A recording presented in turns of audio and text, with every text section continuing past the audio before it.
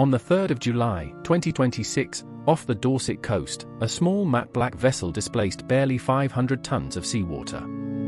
Her crew of 5 watched as a strike-capable drone lifted away from her deck and flew outbound on a one-way mission, the first time the Royal Navy had ever launched a shipborne strike drone from an underway vessel. The ship was 15 Patrick Blackett, the trial was Project Vantage, and the Royal Navy called it a first. They were right. But only just.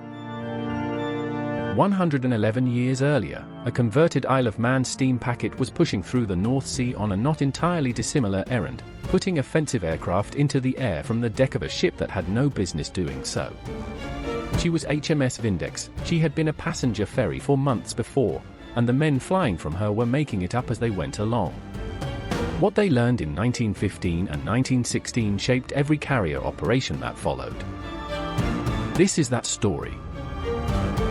To understand why Vindex mattered, you first have to understand the particular urgency gripping the Admiralty in the early months of the First World War. By August 1914, the Royal Naval Air Service, the RNAS, existed as a formal fighting arm with 93 aircraft, 6 airships, 2 balloons, and 727 personnel. That sounds substantial until you consider the scale of the problem those men and machines were asked to solve. The North Sea was, in practical terms, ungoverned. German Zeppelins ranged over it at will, scouting for the high seas fleet and conducting reconnaissance that shore-based British aircraft simply could not contest at range. The RNAS had identified this vulnerability early.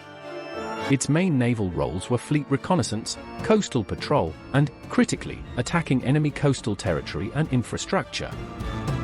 Zeppelin bases were infrastructure. Hitting them from the sea, before the Zeppelins could even sortie, was the logical answer. The problem was delivery. Shore-based aircraft of 1914 and early 1915 lacked the range to reach targets on the German or Danish coast and return. What was needed was a vessel that could carry aircraft forward, close enough to the enemy coastline to make the mission geometrically possible, launch them into the air, and recover them afterward if conditions allowed.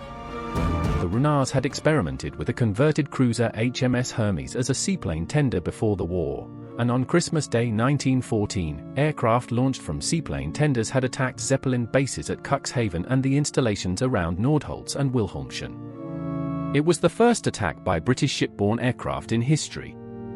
But the raids demonstrated as many limitations as they did possibilities. Seaplanes were fragile, dependent on sea state, and operationally slow. The RNAS needed better platforms, and it needed them in numbers it did not have. Into this gap came improvisation. The Admiralty began acquiring merchant vessels, cross-channel ferries, cargo ships, anything with a useful deck, and converting them into seaplane carriers and, eventually, platforms from which wheeled aircraft might also be flown off. HMS Vindex, acquired in 1915 and formerly the SS Viking of the Isle of Man Steam Packet Company, was one such vessel. She was not purpose-built for any of this. Nobody had yet designed a purpose-built carrier of the modern type. Vindex was a ferry pressed into a role that the engineers who laid her keel had never imagined, crewed by RNAS personnel operating at the absolute frontier of what was technically and tactically understood. On paper, if you consulted only the ship's original specifications, she was a passenger vessel. Her hull form was optimized for the Irish Sea crossing, not for fleet operations in the North Sea. Her deck was not an aviation deck in any engineered sense. The aircraft she would carry were not designed to take off from a ship. The men flying them had not been trained to do so. Every single element of the operation existed at the edge of established practice, or beyond it entirely. The RNAS in this period was characterized by exactly the kind of aggressive experimentation that institution builders tend to discourage and that wars tend to make necessary. The service had been formally constituted as a distinct arm only on the 1st of July, 1914, separated from the Royal Flying Corps, which had itself only been created by royal warrant on the 13th of April, 1912. The naval wing of that corps, under Commander Charles Sampson, had been permitted to experiment at East Church from the beginning, and experiment it did. The culture of the RNAS was one in which officers were expected to push at constraints rather than observe them. That culture had produced results.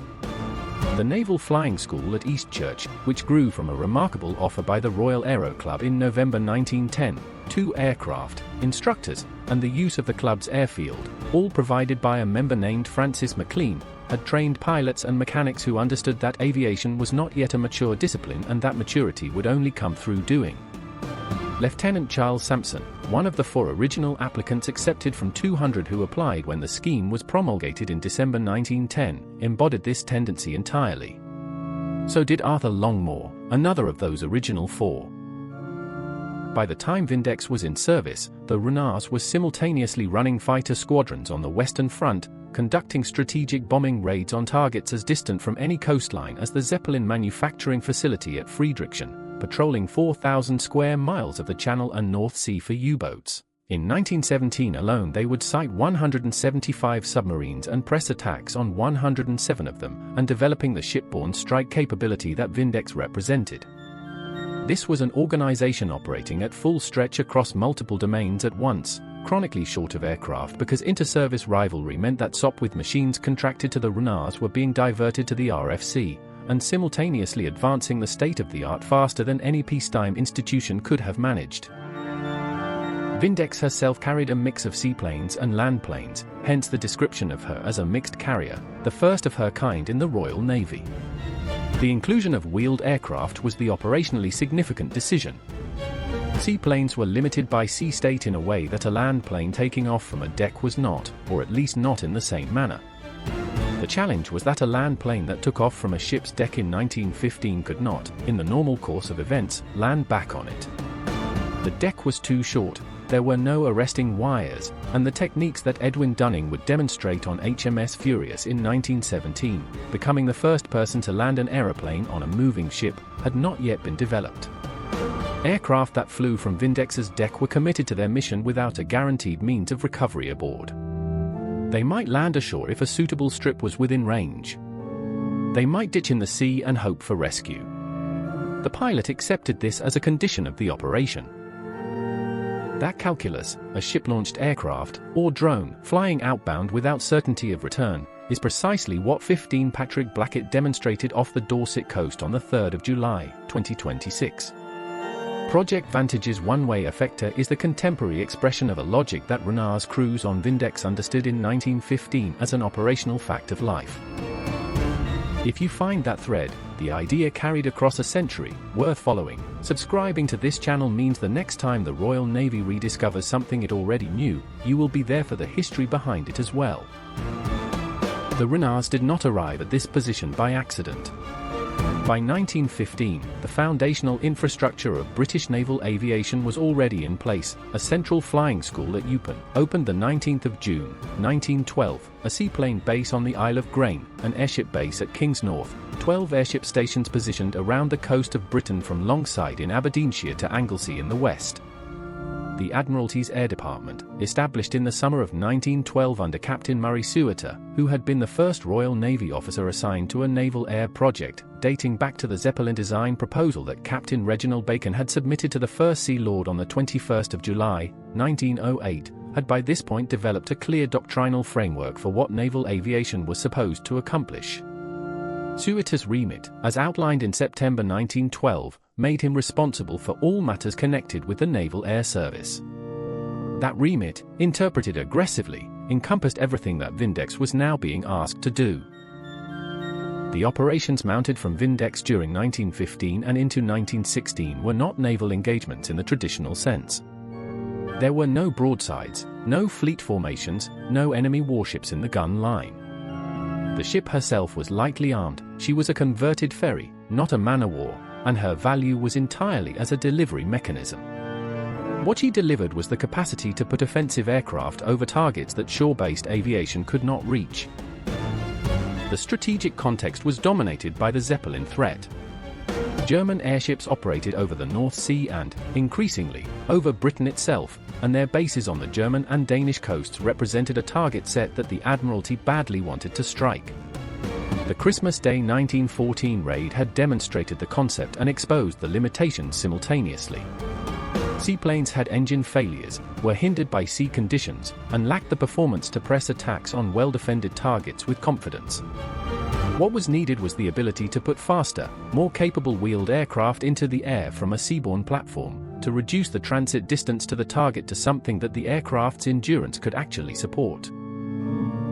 Vindex's mixed complement addressed this.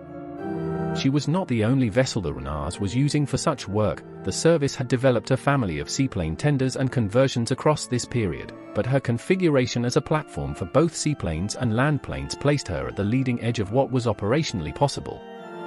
Each flight from her deck was an experiment in what could be achieved and what constraints remained unsolved. Among those constraints, the recovery problem was the most acute.